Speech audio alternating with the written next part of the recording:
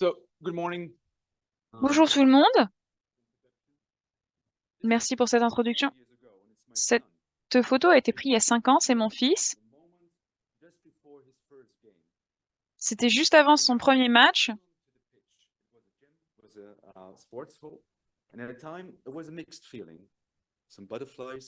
Je pense qu'il était un petit peu inquiet.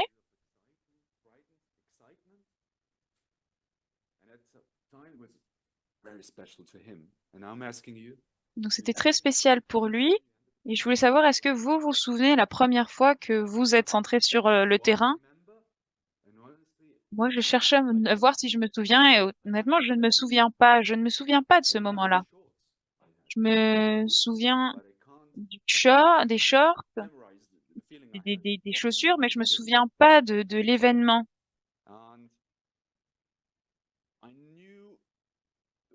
Goals I score. I knew some wins, some draws, many losses. Je, je me souviens des pénalités, des buts, mais je ne me souviens pas ce que c'était que d'être un enfant et de rentrer sur le terrain.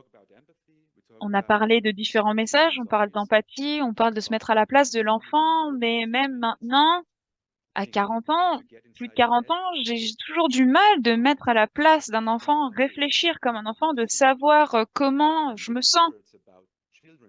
Les experts qui travaillent sur les experts de la sensation d'un enfant sur le terrain, c'est les enfants. Donc voilà, c'est ce que je voulais vous dire. Aujourd'hui, on vous parle de pourquoi les choses changent, le travail que l'on fait à l'université. Aujourd'hui, plutôt que des thèses, j'ai des hashtags dont j'aimerais vous parler. Donc j'espère qu'il y a des informations qui vous trouverez intéressantes pour vous dire comment est-ce que l'on développe notre système. Et aujourd'hui, il y a deux cœurs qui battent pour moi. Tout d'abord, je suis un papa foot. Pour ces 5, 6 années, j'ai observé, j'ai vu les programmes sur le terrain, j'ai vu parce que mon fils était présent. Et ensuite, je suis un entraîneur de foot pour les équipes nationales avec la FA. Donc, vous allez avoir deux bancs d'histoire d'un point de vue d'un parent et un point de vue euh, intérieur au système et extérieur au système. Donc, lorsqu'on parle de changement et lorsqu'on parle du développement du système, il faut toujours que l'on se demande quel point de vue est-ce que l'on a et pour qui est-ce que l'on fait ce que l'on fait. Ok, donc on se dit, c'est quoi le mieux pour la fédération ou pour le club, mais au fil des dernières années, je pense que maintenant on cherche à savoir qu'est-ce qui est le mieux pour nos enfants. Donc tout ce que l'on fait, c'est une question d'appât et de poisson. L'appât, c'est pour le goût du poisson, pas pour le pêcheur. Donc à chaque fois qu'on parle de quelque chose et qu'on cherche à faire des changements, il faut chercher à voir pour qui on fait ces changements et sur quel point de vue est-ce que vous vous basez. Ensuite, je vous ai déjà parlé du point de vue des yeux des enfants. Donc si vous mettez les enfants au centre de, de ce que vous faites, qu'est-ce que cela signifie? Ils sont comment ces enfants? Ou qu'est-ce qu'ils veulent ces enfants? Qu'est-ce qu'ils peuvent faire? De quoi sont-ils capables? Et finalement, euh, de quoi ont-ils besoin? Comment pouvons-nous répondre à leurs besoins? C'est pas sorcier, comme l'a dit un tien, c'est vous savez bien, si en particulier si vous êtes parent, que vous avez une bonne mémoire, les enfants sont curieux. Vous saurez que les enfants veulent savoir de nouvelles choses. Ils, ils veulent comprendre les choses. Et même si vous avez des enfants très jeunes, généralement, vous allez chercher à devoir répondre à la question du pourquoi. Pourquoi? Ils sont curieux, ils veulent savoir. Ils vivent dans le moment présent et c'est très intéressant parce qu'en tant qu'entraîneur de foot, et lorsque l'on joue dans des tournois et que on perd, on le garde avec soi pendant quelques jours, pendant quelques semaines. Mais si vous êtes enfant, vous y pensez pendant 2, 3 minutes et ensuite c'est passé, c'est fini. C'est Vous voulez quand même gagner. Ça reste une question de gagner ou de perdre, mais vous ne gardez pas cette perte avec vous pendant aussi longtemps lorsque vous êtes enfant. Le moment présent est beaucoup plus important. Les enfants sont égoïstes aussi, hein. Vous le voyez sur l'image, sur le terrain, ils veulent avoir la balle, ils veulent dribbler, ils veulent pas forcément faire des passes. Et ils sont liés à différents adultes.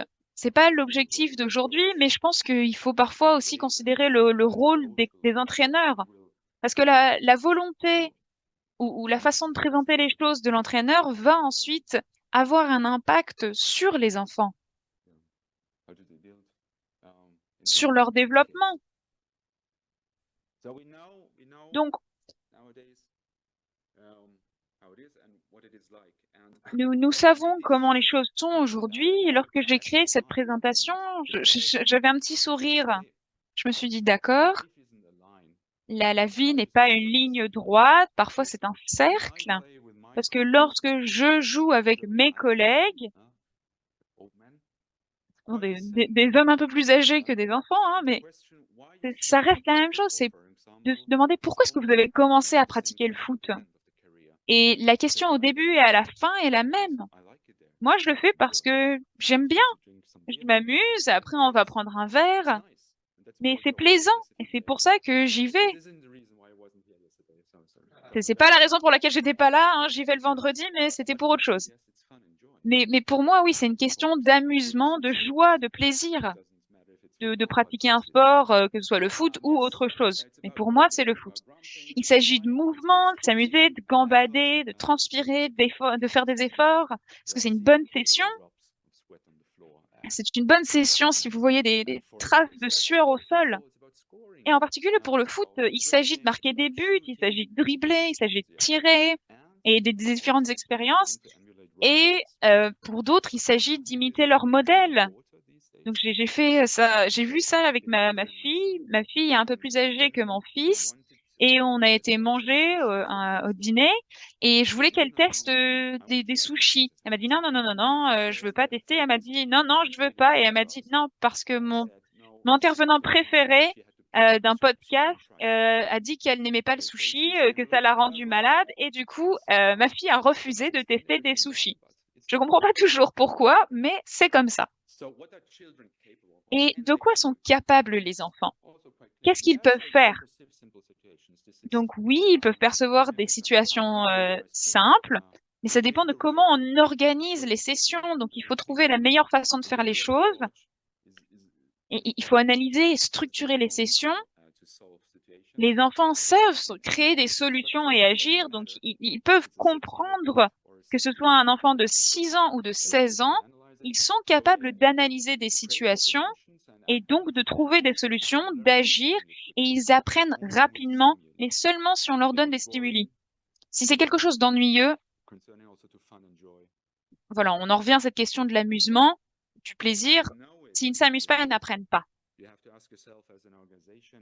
Et donc, si vous savez tout cela, vous savez dont ils ont besoin, il, il faut que vous compreniez ce que vous devez leur fournir. Donc, il s'agit d'avoir s'intéresser aux exigences liées à l'âge. Il faut que ce soit approprié à l'âge de l'enfant.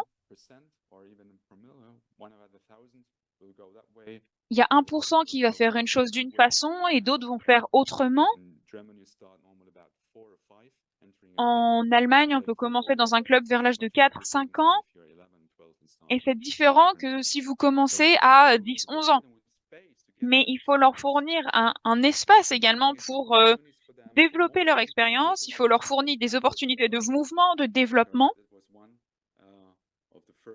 puisque c'est, je pense, quelque chose de très important dont Antti a déjà parlé, cette question de potentiel. Et tout ceci peut lier à des expériences de réussite. Donc, avec tout cela, il faut se poser des questions. Ok, notre système de foot, la façon dont nous jouons en Allemagne, est-ce que l'on répond à tous ces besoins? Donc voilà, ici, c'est une petite confrontation à la réalité. Euh, C'était un match de 7 contre 7. Voyez voir.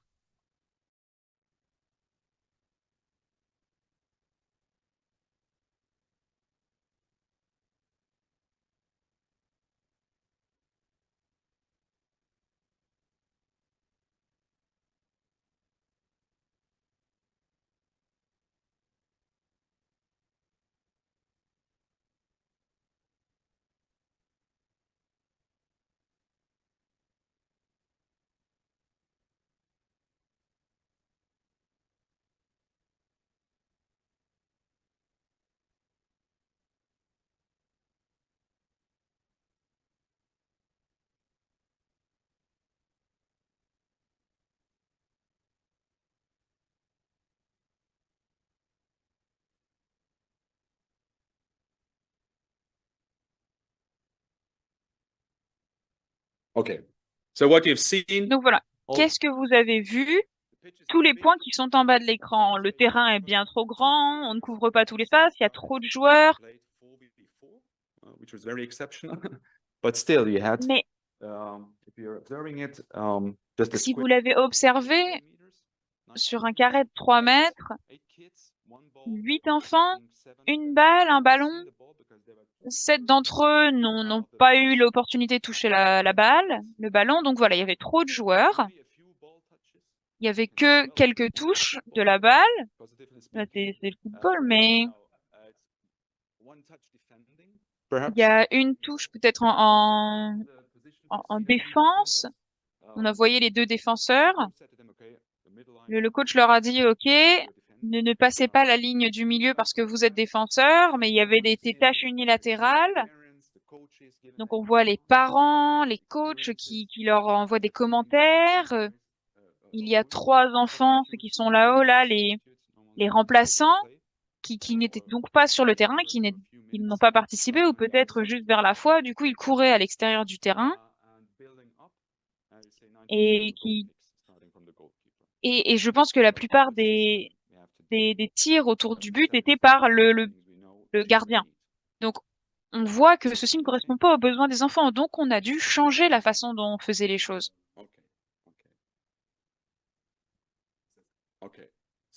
Donc,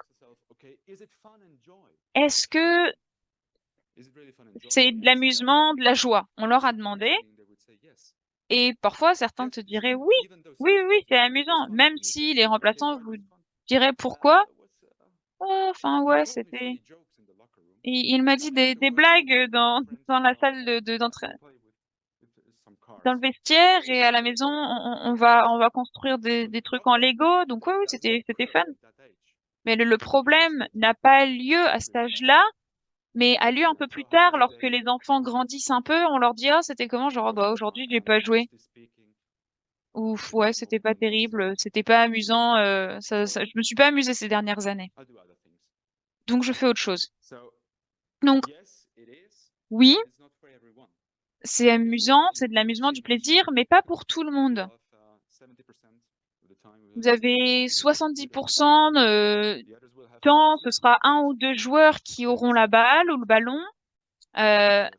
D'autres enfants s'amuseront, mais ils s'amuseront pas parce qu'ils ont le ballon, mais parce qu'ils sont avec leurs amis. Mais un peu plus tard dans la vie, ils vont arrêter. Donc on voulait vraiment faire d'une pierre deux coups. Et on a essayé de changer le système que vous avez vu dans cette première vidéo. Et ceci signifie que c'est la première fois en tout cas que nous faisons cela dans la FA. Nous avons ce système de jeu pour les G juniors. Et donc ça, ce sera quelque chose d'obligatoire pour la saison 2024-2025. Et ce qui sera intéressant, c'est que vous pouvez avoir plusieurs petits terrains en même temps. Donc vous pourrez avoir 10 terrains de jeu sur un grand terrain en fait. Donc on pourrait avoir entre 4 et 80 enfants qui jouent en même temps. Donc voilà, pourquoi cette question de d'une pierre deux coups? Eh bien, parce qu'il y a de grandes différences entre les zones urbaines et les zones plus rurales. Et dans certaines régions, il y a des clubs où ils nous disent, ah, bah, on n'a pas assez de joueurs, j'ai juste 4 joueurs, 5 joueurs qui participent aux compétitions, sur ces différentes compétitions où il faut du 7 contre 7 ou du 8 sur 8. Dans les régions urbaines, on nous dit, bon, on a été obligé de mettre un seuil pour l'adhésion au club, il y a trop d'enfants. Donc maintenant, voilà, même avec juste 4 enfants, vous pouvez venir avec 4 enfants et faire un match. Et si vous avez trop d'enfants, pareil, vous pouvez faire la même chose. Plutôt que de dire à un enfant, bah vous pouvez jouer aujourd'hui, mais vous jouerez dans 2 semaines. Donc voilà. Les deux pôles, le minimal et maximal, peuvent être réussis. Donc vous avez pareil pour les juniors F. On peut commencer avec du 2 contre 2, du 3 contre 3, du 5 contre 5 ou du 4 contre 4. Voilà, on peut vraiment avoir différentes combinaisons. Tout pourrait être possible finalement. Et donc, nous avons vu beaucoup d'études qui se concentraient sur ça et on sait pourquoi c'est un meilleur système. Que veulent les enfants? Eh bien, ils veulent tirer au but. Ils veulent avoir plus de buts, ils veulent plus de passes et moins de passes peut-être, mais plus de passes réussies. Et du coup, ça fait des expériences couronnées de succès et ça, c'est positif pour l'expérience de l'enfant. Donc voilà, une petite confrontation à un avenir potentiel. Donc ça, c'est l'un de nos projets pilotes.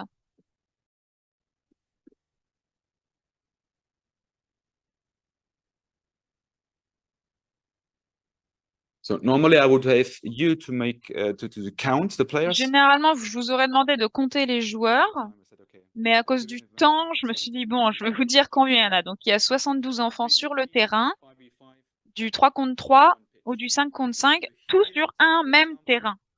Donc, si vous entendez la vidéo par rapport à la confrontation à la réalité, cette vidéo qu'on a eue avant, au début, on entendait les parents, les entraîneurs, mais ici, on entend les enfants, pas les entraîneurs ou les parents.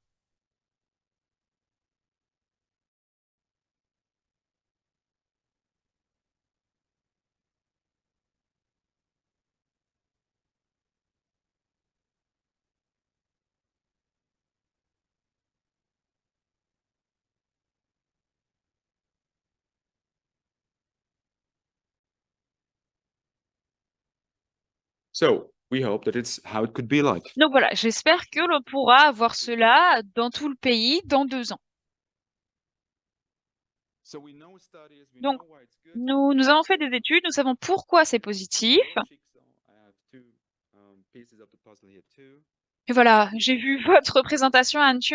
Moi aussi, j'ai des pièces de puzzle et il faut combiner deux choses, les connaissances. On en sait beaucoup sur le pourquoi on doit faire les choses différemment et pourquoi elles sont mieux, mais aucun enfant va être convaincu par des connaissances. Ils vont être convaincus par les émotions, les sensations, les sentiments. Donc, il faut combiner ces deux choses, ces questions de connaissances qui sont importantes pour les parents. Si vous parlez aux parents, vous leur expliquez pourquoi c'est mieux. C'était mon expérience la première fois que j'ai fait ceci. J'ai observé mon enfant, il jouait, il y avait des parents et ils me disent genre, mais qu'est-ce qu'ils font? C'est pas du foot. Et je leur ai expliqué. Je suis ah oui, ils se sont dit, ah d'accord, oui, je comprends. Donc, moi, je ne parle pas aux enfants de la même manière. Je pourrais parler à mon fils et lui dire, oui, c'est mieux pour toi. Mais il me dirait, mais de quoi il me parle? C'est pas important pour eux. Donc, il faut combiner les deux éléments si vous voulez convaincre les différentes personnes, en particulier les entraîneurs. Et une petite anecdote, mon fils a commencé à l'âge de 4 ans. Et il m'a dit, papa, est-ce qu'on peut aller au club de foot et jouer là-bas? Je lui ai dit, oui, oui, bien sûr, allons-y. Et on y est allé. C'est une zone assez rurale, c'était un petit club. On est arrivé sur le terrain et on se dit, oh, ça a l'air pas mal. Il y avait 22 enfants, il y avait 4 entraîneurs, c'était que j'ai vu à 50 mètres de loin et ensuite en avançant, je me suis dit, enfin bon, j'ai un comportement habituel, peut-être, je sais pas si c'est allemand, mais j'ai vu les entraîneurs qui se tenaient debout comme ça. Je sais pas si c'est quelque chose qu'on enseigne aux entraîneurs, soit comme ça, les bras croisés, ou un avec les mains derrière le dos. Et 4 des coachs étaient dans ces positions. Il y avait que un entraîneur qui agissait. Et je me suis dit, mais c'est un gâchis au niveau des ressources. Et autre chose, c'était le son que j'entendais. Il y avait ce coup, le genre, hum. Ils avaient pas les bons ballons. C'était des ballons qui étaient trop gros, trop lourds. Et la dernière chose que j'ai vue, c'était la façon dont l'entraînement était organisé. Et mon fils a commencé. Et après 2 minutes, le premier ballon est arrivé dans la tête. Et il est reparti, il s'est mis à pleurer. Et, et, et on lui a dit, allez, retourne sur le terrain. Mais vous pouvez deviner ce qui s'est passé à nouveau, une fois, allez, hop, dans la figure à nouveau. Et il est ressorti, il m'a dit, papa, je veux jouer au handball. Donc, c'était la première fois et après cette expérience, quelques jours après, je suis allée parler aux entraîneurs et je leur ai demandé pourquoi est-ce qu'ils faisaient ça comme ça, c'était quoi la raison? Et on m'a dit tout simplement, parce qu'on a toujours fait comme ça. Donc, au niveau de cette question de connaissance, je leur ai demandé, mais est-ce que vous savez qu'il y a différents types de ballons qui sont plus légers ou plus petits? Ah non, non, on ne savait pas. Mais c'est une bonne idée. Genre, oui, oui, je vois. Non. Et après ça, je leur ai demandé, vous savez ce qui a eu lieu à mon fils, il veut déjà arrêter. C'était juste sa première fois qu'il est venu, il n'a pas eu une bonne expérience. Et on en revient à cette question de l'émotion. Il n'a pas de sentiment positif par rapport au foot. Donc, voilà, ils m'ont dit, oui, je comprends, je vois. Et normalement, les entraîneurs agissent en bonne foi, ils font les choses. Ils font pas, ils font pas forcément exprès quand ils font pas bien, en fait. C'est en bonne foi, ils pensent qu'ils font bien. Donc, il faut communiquer. Les parents, les entraîneurs, c'est des influenceurs. C'est pas via les réseaux sociaux, Instagram, TikTok, mais c'est juste parce que c'est des modèles pour les enfants. Il faut parler aux enfants. Ils leur fournissent des opportunités ou c'est eux qui créent leur environnement et qui interagissent avec eux. Donc, quand je vais chercher mon fils, parfois après un match ou une session d'entraînement, je lui demande une question très normale, mais c'était quoi c'est pas du tout la première question que je lui demande, c'est pas quel était le score, est-ce que vous avez gagné, c'est c'était comment aujourd'hui, est-ce que tu es content, est-ce que tu es content de ce que tu as fait, tu as transpiré, comment tu es allé de l'avant, est-ce que tu as soutenu tes copains, tes membres les membres de ton équipe. Donc voilà, vous pouvez les influencer d'une façon ou de l'autre pour envisager le foot d'une manière différente et leur réflexion de leur comportement durant le jeu. Et comme ça, ensuite, eux peuvent influencer le coach. Mais il faut être conscient de cela.